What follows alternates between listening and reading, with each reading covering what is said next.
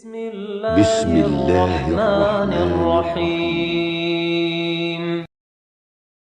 بسم الله الرحمن الرحيم الحمد لله حمدا كثيرا طيبا مباركا فيه كما يحب ربنا ويرضى وأشهد أن لا إله إلا الله وحده لا شريك له وأشهد أن محمدا عبده ورسوله صلى الله عليه وعلى آله وأصحابه أجمعين أما بعد.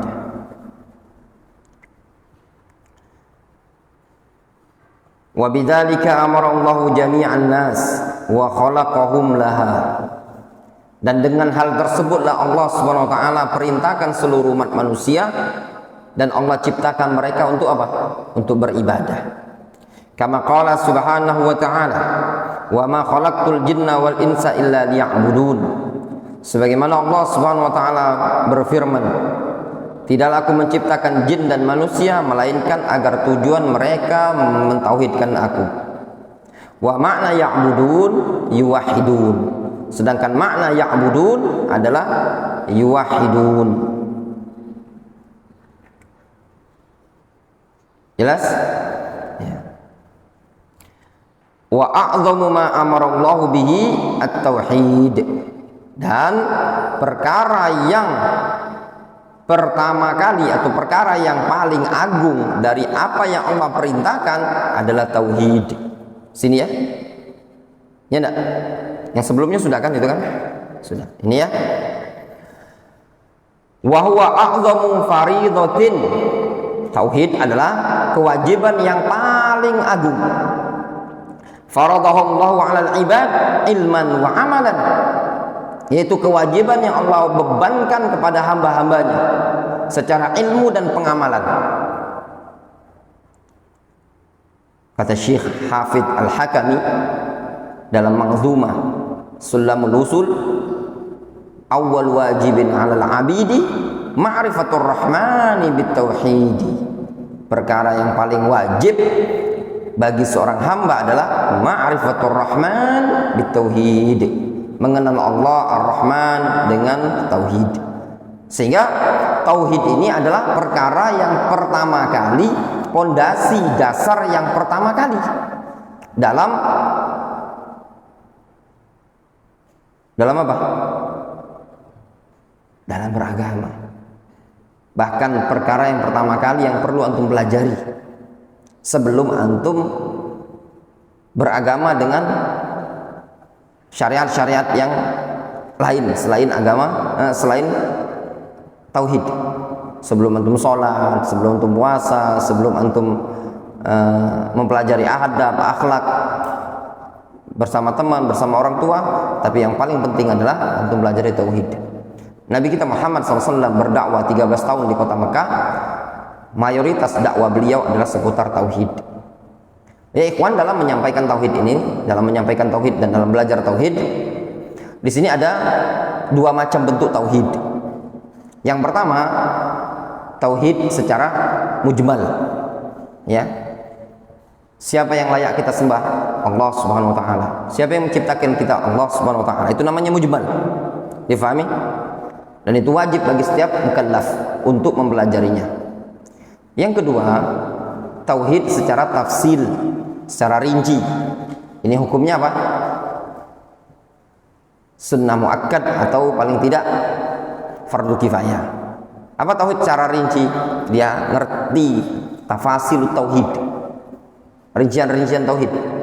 Layaknya kita belajar di pondok pesantren, itu namanya tauhid secara rinci.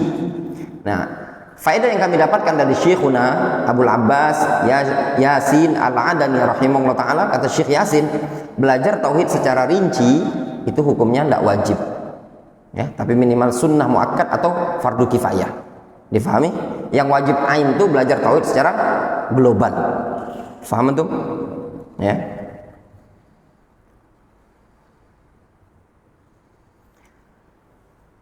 Wali ajlihi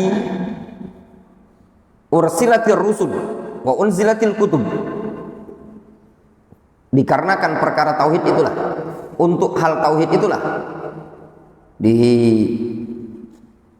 diutusnya para rasul, diturunkannya banyak kitab.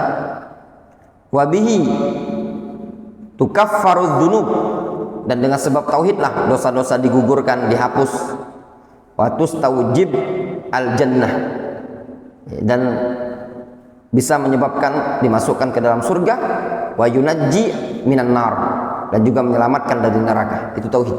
Sehingga tauhid tersebut adalah perkara yang paling wajib. Bahkan perintah yang pertama kali disebutkan dalam Al-Quran itu perintah untuk bertauhid. Pada ayat apa? Ya ayuhan nas wa'budu rabbakumul ladzi khalaqakum walladzina min qablikum la'allakum tattaqun. Antum tidak akan jumpai perintah-perintah untuk menjalankan syariat kecuali pertama ayat tentang tauhid. Difahami? Ya, larangan pertama kali larangan dari syirik. Oleh karenanya para ulama mengatakan perintah yang pertama kali dalam Al-Quran adalah perintah untuk bertauhid. Larangan pertama kali dalam Al-Quran larangan dari syirik. Dan juga tauhid bisa menggugurkan dosa. Ya.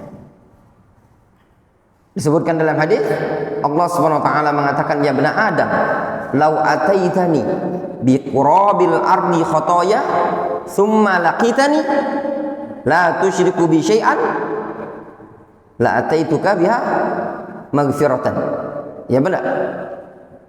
Kalaupun engkau datang kepadaku menjumpai Allah Subhanahu wa taala dalam keadaan membawa dosa banyak sekali, namun tidak menyekutukan Allah Subhanahu wa taala, semuanya akan diampuni oleh Allah Azza wa Jalla. Apa itu tauhid? Wa huwa ifradullahi bil ibadah. Tauhid itu mengesahkan Allah Subhanahu wa taala dalam peribadatan. Nah, ini definisi tauhid yang disebutkan oleh Syekh Muhammad bin Abdul Wahab. Definisi tauhid secara khusus atau secara umum? Jawabannya ini secara khusus, lebih khusus kepada tauhid al-uluhiyah. Adapun definisi tauhid secara umum, ifradullahi ta'ala bima yakhtassu bihi subhanahu wa ta'ala, mengesahkan Allah subhanahu wa ta'ala dengan perkara-perkara yang memang khusus bagi Allah azza wa jalla. Apa itu perkara-perkara yang khusus bagi Allah azza wa jalla? Apa saja? Rububiyah, uluhiyah, al-asma wa sifat. Tapi kenapa Syekh Muhammad bin Abdul Wahab lebih mengkhususkan tauhid uluhiyah?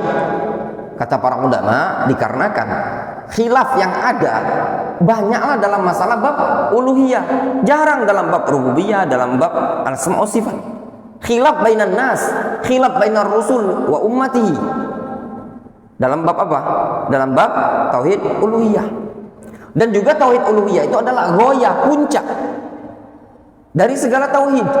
Tauhidur rububiyah yastalzim tauhidal ibadah, wa tauhidal ibadah yatadamman tauhidar rububiyah wal asma was sifat. Ya pada? Sehingga puncak dari tauhid uluhiyah. Maka Syekh membawa kepada inti. Kata beliau, perkara yang besar dari apa yang Allah perintahkan adalah tauhid, yaitu mengesahkan Allah dalam peribadatan. Fahuwa fil asl min wahadahu tauhidan. Tauhid pada lafaz asalnya berasal dari lafaz wahadahu tauhidan. Ya, wahadallaha tauhidan. Itu makna asal. Maknanya apa? Ja'alahu wahidan, menjadikan Allah satu, ay fardan, esa. Ini yang disebutkan beliau. Sebagian lagi mengatakan, ya, tauhid itu maknanya apa? Nisbatu al-wahdaniyah ila Allah subhanahu wa ta'ala. Sebenarnya Allah subhanahu wa ta'ala sudah esa, sudah satu, ya. Tapi dituntut kita untuk mengesahkan Allah Subhanahu wa taala, menisbatan keesaan Allah Subhanahu wa taala tadi dalam segala perkara, baik rububiyah, uluhiyah, wal asma was sifat. Wa wahdahu qala inna wahidu ahad. Ya.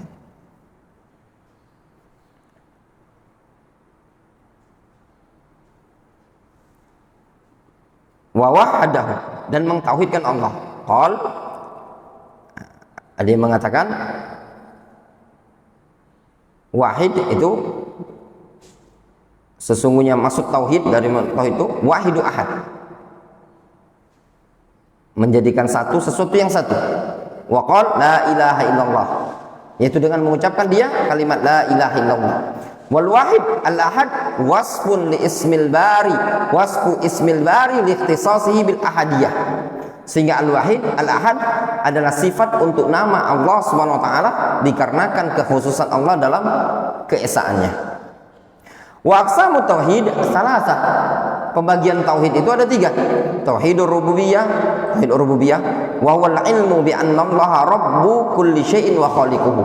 Tauhid rububiyah adalah mengilmui bahwasanya Allah Azza wa Jalla adalah Rabb segala sesuatu dan pencipta segala sesuatu. Itu tauhid rububiyah, mengilmui, meyakini Allah pencipta segala sesuatu, pengatur segala sesuatu, pemberi rezeki segala sesuatu, yang menghidupkan, yang mematikan. Seluruh sifat rububiyah itu hanya pada Allah Azza wa Jalla. Watsani tauhidul asma'i was sifat. Yang kedua, tauhid al asma' was sifat. Wa huwa yusafallahu bima wasafa bihi nafsahu. Yaitu